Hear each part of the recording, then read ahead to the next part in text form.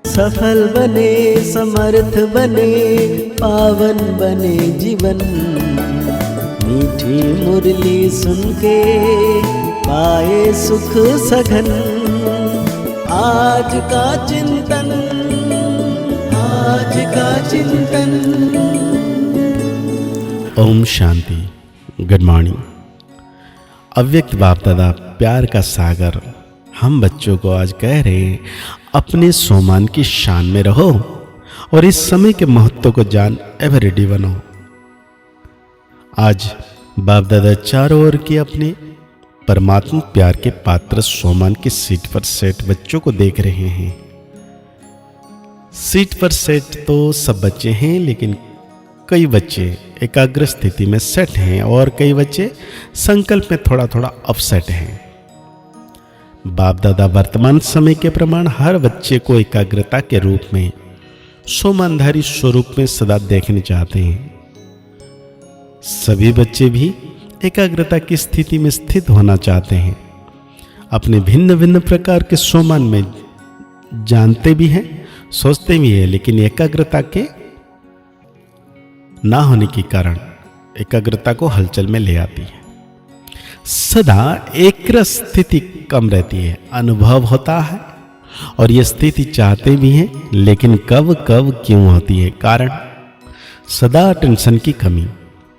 अगर सोमान की लिस्ट निकालो तो कितनी बड़ी है।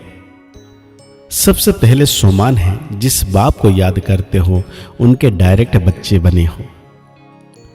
नंबर 1 संतान हो। बाप दादा ने आप कोटों में कोई कोई बच्चों को कहां कहां से चुनकर अपना बना लिया। 5 ही खंडों से डायरेक्ट बाप ने अपने बच्चों को अपना बना लिया। कितना बड़ा सोमान है। सृष्टि रचता की पहली रचना आप हो। जानते हो ना, इस सोमान को बाप दादा ने अपने साथ साथ आप बच्चों को सारे विश्व की आत्माओं का पूर्वज बनाया है। विश्व के पूर्वज हो, पूज्य हो। बाप दादा ने हर बच्चे को विश्व के आधारमूर्त, उदाहरण मूर्त बनाया है। नशा है, थोड़ा थोड़ा कभी कम हो जाता है। सोचो, सबसे अमूल्य जो सारे कल्प में ऐसा अमूल्य तख्त किसी को नहीं प्राप्त होता, वो परमात्मा तख्त लाइट का ताज, स्मृति का तिलक दिया। स्मृति आ रही है ना, मैं कौन, मेरा सोमान क्या। नशा चढ़ रहा है। कितना भी सारे कल्प में सतयुगी अमूल्य तख्त है, लेकिन परमात्मा दिल तख्त आप बच्चों को ही प्राप्त होती है। बाप दादा सदा लास्ट नंबर बच्चे को भी सदा फरिश्ता सो देवता रूप में देखते हैं। अभी अभी ब्राह्मण है, ब्राह्मण सो फरिश्ता, फरिश्ता से देवता बनना ही है। जानते हो अपने सोमान को, क्योंकि बाप दादा जानते हैं कि सोमान को भूलने के कारण देहवान, देह अभिमान आता है। परेशान भी होते हैं जब बाप दादा देखते हैं देह अभिमान व देहभान आता है, तो कितनी परेशान होते हैं। सभी अनुभवी है ना। सोमान की शान में रहना और इस शान से पर परेशान रहना, दोनों को जानते हैं। बाप दादा देखते हैं कि सभी बच्चे मेजॉरिटी नॉलेजफुल तो अच्छे बने हैं, लेकिन पावरफुल में फुल पावरफुल नहीं है, परसेंटेज में है। बाप दादा ने हर एक बच्चों को अपने सर्व खजानों के बालक सो मालिक बनाया। सभी को सर्व खजाने दिए हैं, कम ज्यादा नहीं दिए हैं, क्योंकि अनगिनत खजाना है, बेहद खजाना है। इसलिए हर बच्चों को बेहद का बालक सो मालिक बनाया। बेहद का बाप है, बेहद का खजाना है, तो सभी अपने आप को चेक करो कि आपके पास भी बेहद है। सदा है कि कभी कभी कुछ चोरी हो जाता है, गुम हो जाता है। बाबा क्यों अटेंशन दिला रहे हैं? परेशान ना हो, सोमान की सीट पर सेट रहो, अपसेट नहीं। 63 जन्म तो अपसेट का अनुभव कर लिया ना, अभी और करना चाहते हो, थक तो नहीं गए हो। अभी सोमान में रहना, अर्थात अपने ऊंचे ते ऊंची शान में रहना। क्यों? कितना समय बीत गया, 70 साल मना रहे हो, तो स्वयं की पहचान अर्थात सोमान की पहचान, सोमान में स्थित रहना, समय अनुसार अभी सदा शब्द को प्रैक्टिकल लाइफ में लाना। शब्द को अंडरलाइन नहीं करना, लेकिन प्रैक्टिकल लाइफ में अंडरलाइन करो। रहना है, रहेंगे, कर तो रहे, कर लेंगे। यह बेहद के बालक और मालिक का बोल नहीं है।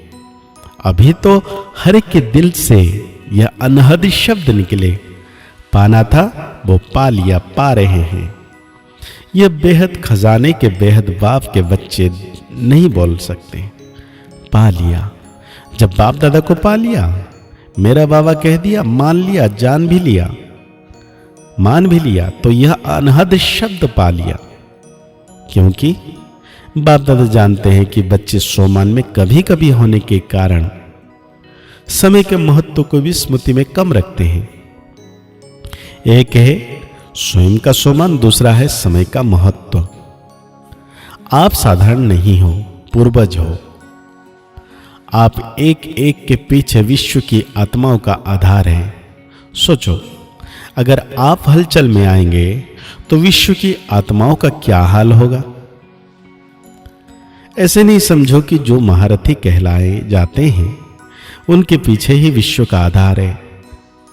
अगर नए नए भी हैं, क्योंकि आज नए भी बहुत आए होंगे, पहली बार आने वाले ने हाथ उठाया, नए हैं, जिसने दिल से माना मेरा बाबा, मान लिया है।